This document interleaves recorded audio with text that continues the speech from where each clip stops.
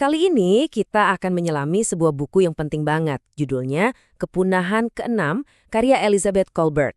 Kita akan lihat bagaimana aktivitas kita sebagai manusia, saat ini juga mungkin, sedang menulis babak baru dalam sejarah bumi, yaitu sebuah kepunahan massal yang baru. Kisah kita dimulai dengan sebuah misteri. Ada sebuah tempat yang tadinya penuh dengan kehidupan, penuh suara, tiba-tiba menjadi hening senyap. Dan keheningan ini bukan cuma soal katak yang hilang. Ini adalah sebuah pertanda awal dari sesuatu yang jauh, jauh lebih besar. Oke, mari kita mulai investigasi kita. Kita akan fokus pada kasus hilangnya katak emas Panama secara misterius. Coba bayangin ya, ada tempat namanya aliran 1000 katak.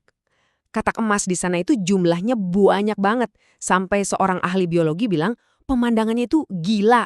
Mereka ada di mana-mana, berkilauan seperti permata hidup. Nah, lalu, dalam sekejap, mereka semua lenyap. Dan coba lihat seberapa cepat ini terjadi. Ini bukan proses yang pelan-pelan. Wabah ini bergerak kayak gelombang maut yang menyapu Panama. Dari satu lembah ke lembah lain, populasi amfibi musnah cuma dalam hitungan tahun, bahkan bulan. Para ilmuwan berusaha keras menyelamatkan mereka, tapi mereka kalah cepat. Jadi, pertanyaan paling mendasarnya adalah, siapa atau apa pelaku di balik pembunuhan massal ini? Jawabannya ternyata pembunuh mikroskopis. Sebuah jamur bernama Batrachuchitrium dendrobatidis atau kita sebut saja BD. Jamur ini pada dasarnya menyerang kulit katak, membuat mereka nggak bisa menyerap mineral penting, dan akhirnya mereka mati karena serangan jantung.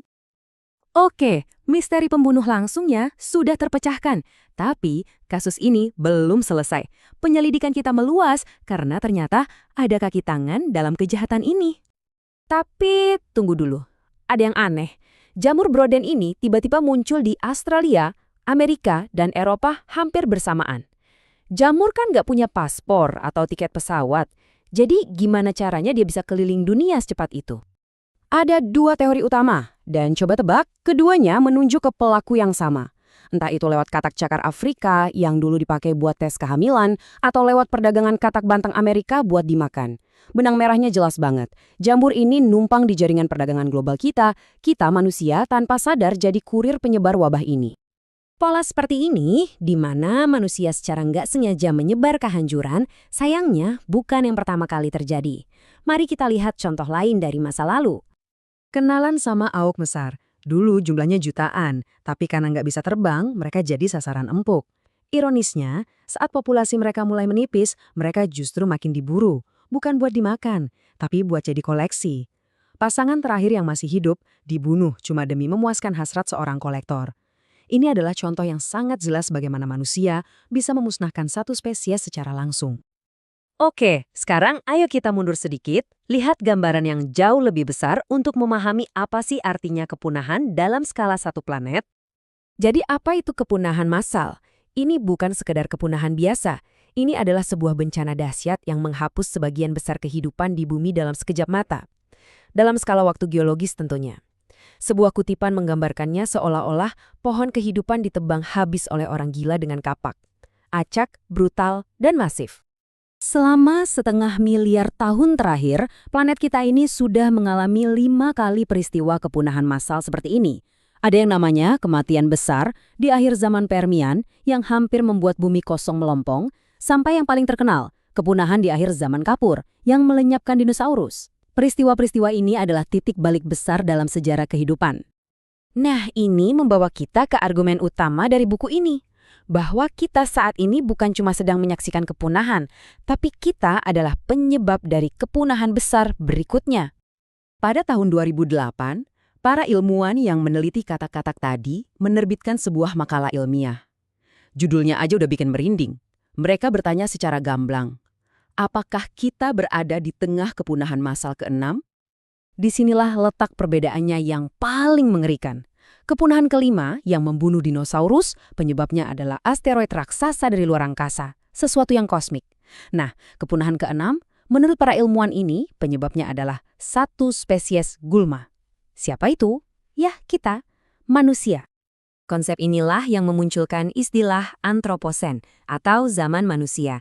Ini adalah usulan untuk menamai era geologis kita sekarang, di mana jejak aktivitas manusia, entah itu CO2 di udara atau plastik di lautan, akan menjadi fosil yang bisa dibaca di lapisan batuan jutaan tahun dari sekarang. Oke, sebagai penutup, mari kita lihat warisan permanen lain apa yang sedang kita ciptakan di planet ini. Salah satu faktor terbesarnya adalah kecepatan perubahan. Saat ini, iklim kita berubah setidaknya 10 kali lebih cepat dibandingkan pada akhir zaman es terakhir. Artinya, spesies-spesies lain harus berpindah 10 kali lebih cepat juga, cuma untuk bisa bertahan hidup. Selain menghangatkan planet, karbon dioksida yang kita hasilkan juga diserap oleh lautan. Ini menciptakan masalah lain yang sering disebut sebagai kembaran jahat dari pemanasan global, yaitu asidifikasi laut. Lautan kita sudah 30% lebih asam dibandingkan sebelum revolusi industri. Dan kalau tren ini terus berlanjut, keasamannya bisa meningkat sampai 150% pada akhir abad ini. Ini adalah berita buruk luar biasa bagi semua makhluk hidup yang butuh kalsium untuk membangun cangkang atau kerangka mereka, seperti terumbu karang dan kerong. Jadi inilah inti permasalahannya. Melalui tindakan kita, baik disadari maupun tidak, kita sedang secara aktif menutup pintu-pintu evolusi yang sudah terbuka selama jutaan tahun. Pertanyaannya sekarang bukan lagi apakah kita akan meninggalkan jejak, tapi warisan abadi seperti apa yang akan kita tinggalkan untuk masa depan kehidupan di planet ini.